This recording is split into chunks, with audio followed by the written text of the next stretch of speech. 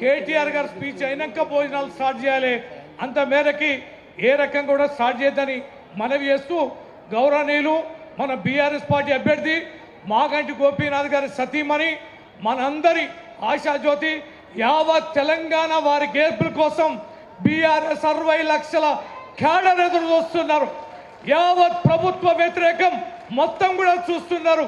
ఇచ్చిన 6 గ్యారెంటీ 13 హామీల మోసానికి ఇక్కడ ఫలం దక్కాలి, ఇక్కడ రుణాన్ని చెల్లించుకోవాలి కాంగ్రెస్ అని నిలబెట్టే ఈ పోరాటంలో మన అభ్యర్థి సునీత గారిని మాట్లాడాల్సింది కోరుతున్నాను.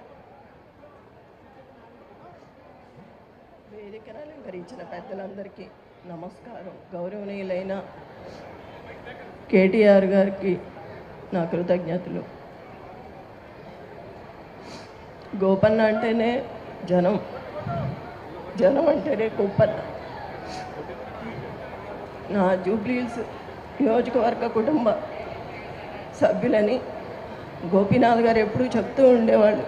ఈరోజు ఇంత కుటుంబం తరలి వచ్చింది ఆయన కోసం. ఆయన పైనుంచి చూస్తూనే ఉంటారు. ఎంతమందిని అండగా ఇచ్చారు నాకు. గోపీనాథ్ గారి ఆశయాల్ని అందరం కలిసి ముందుకు తీసుకువెళ్దాం.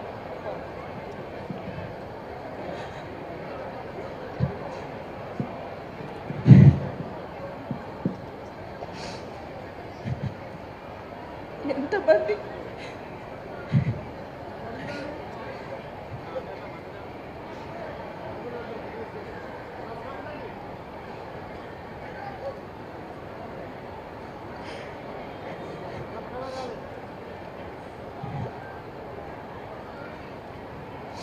మీ ఇంటి ఆడబిడ్డగా అనుకొని నాతో పాటు అందరూ కలిసి గోపన్న ఆశయాలు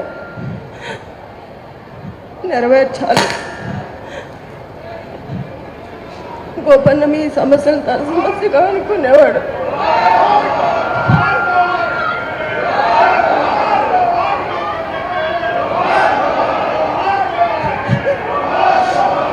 ఎంతమంది మా కుటుంబంలాగా చూసి మిమ్మల్ని చూసి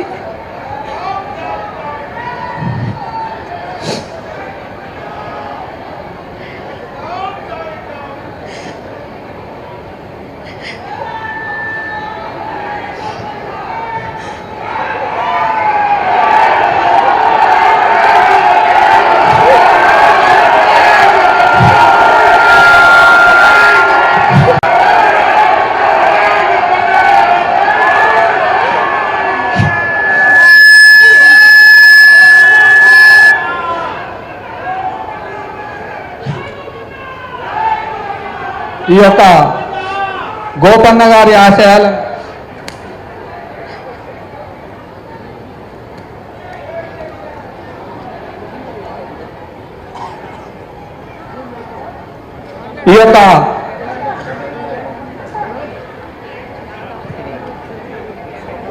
శ్రీమతి శ్రీ దివంగత మాగంటి గోపీనాథ్ గారు కుమార్తె అయినటువంటి అక్షర గారు మన మధ్యలో ఉండి ఈ యొక్క గోపన్న గారి గురించి పార్టీ గురించి మాట్లాడాల్సిందిగా కోరుచున్నాము. దివంగత శ్రీ మాగంటి గోపీనాథ్ గారి కుమార్తె అయినటువంటి అక్షర గారు మాట్లాడతారు. దయచేసి అందరూ నిశ్శబ్దంగా ఉండి వినవలసిందిగా కోరుచున్నాం. నాన్న ఆశయాలు ముందుకు వెళ్ళాలంటే మీ అందరు అమ్మకి సపోర్ట్గా ఉండి గెలిపించాలి. నాన్న అనుకున్నవన్నీ మేము నెరవేరుస్తాము, మీకు ఎప్పుడు తోడుగా ఉంటాము.